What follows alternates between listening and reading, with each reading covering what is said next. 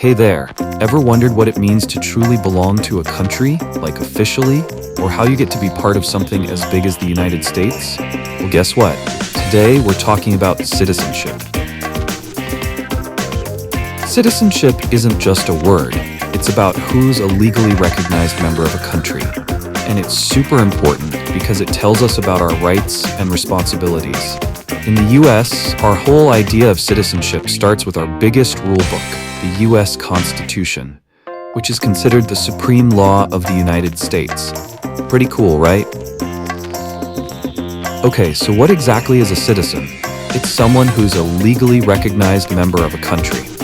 In the US, citizens get these awesome natural rights that the government can't just take away without something called due process. Think of due process as super fair treatment under the law.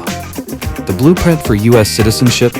It's right there in the 14th Amendment of the US Constitution. An amendment, by the way, is just an addition or change made to the Constitution. Now, let's talk about how most people become citizens without doing anything special.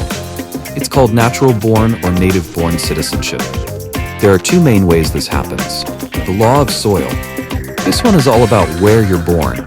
If you're born on US soil, like in any of the 50 states, Washington, D.C., that's our capital, in US waters, or even in the airspace above the United States, whoa, you're a natural-born citizen. This even includes anyone born in a US territory. We've got 16 territories and 5 where people live. Puerto Rico, Guam, American Samoa, the Northern Mariana Islands, and the US Virgin Islands.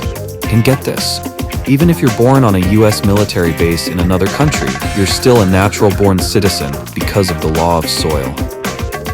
How cool is that? The law of blood. This is the other awesome way to be a natural-born citizen. The law of blood means that if at least one of your parents is a US citizen, then you're a natural-born citizen too, no matter where in the world you were born. So, if your US citizen parents were travelers and you were born in, say, Japan, you're still a US citizen by law of blood. These two laws are how most people start their journey as US citizens. But what if you weren't born in the US or to US citizen parents? No worries, that's where naturalization steps in.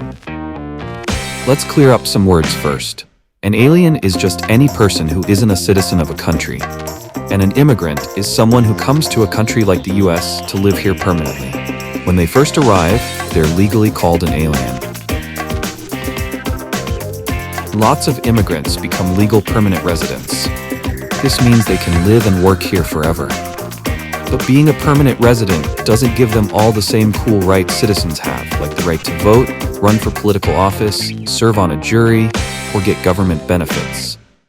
To get those awesome perks, immigrants can go through the naturalization process.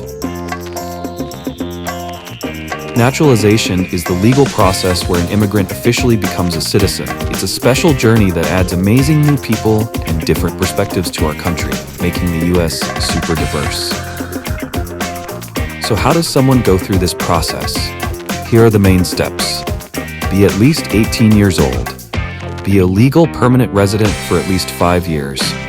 File a petition. That's like an official application. Take a test about US history and the US Constitution. You also have to show you can read, write, and speak English. Prove good moral character.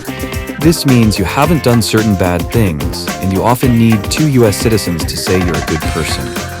The final, super important step, take the oath of allegiance.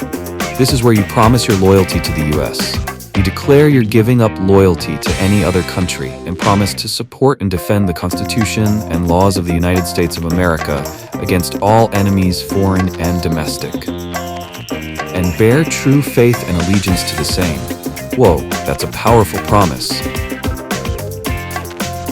Naturalization isn't just about one person gaining rights. It has a huge impact on our society, our government, and how we choose our leaders. Just like landmarks tell stories, naturalized citizens help shape our country's story. They bring amazing new ideas and different perspectives to the United States. They can influence our government by running for political office. That's a position you get by election, and even by helping make laws. They also really shake up the political process. That's the whole system of electing officials and picking leaders by voting. And get this, the US has even made it easier for naturalized citizens to vote.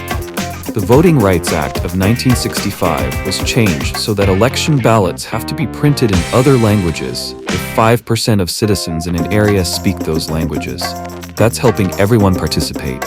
So, whether it's because of the law of soil, the law of blood, or the awesome naturalization process, becoming a US citizen is a journey that gives you super important rights and comes with important responsibilities too.